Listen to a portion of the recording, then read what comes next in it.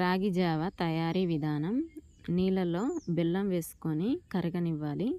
కరిగిన తర్వాత వడగట్టుకోవాలి. ఎందుకంటే ఇందులో చిన్నగా ఇసుక ఉంటుంది. ఇలా మరిగిన తర్వాత ముందుగానే కలిపి పెట్టుకున్న రాగి పిండి మిశ్రమాన్ని ఇందులో వేసి కలుపుకోవాలి. తర్వాత కొద్దిగా చిక్కబడ్డాక ఇందులోనే ఓట్స్ వేసుకోవాలి. 2 నిమిషాలు ఆగి పచ్చి కొబ్బరి తురుము వేసుకోవాలి.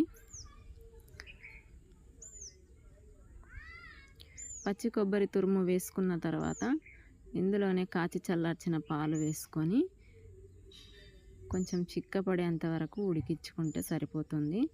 ఈ బెల్లంతో చేసిన రాగి జావ వల్ల బ్లడ్ ఇంప్రూవ్ అవుతుంది. నచ్చితే లైక్ చేయండి, షేర్ చేయండి, సబ్స్క్రైబ్ చేసుకోండి.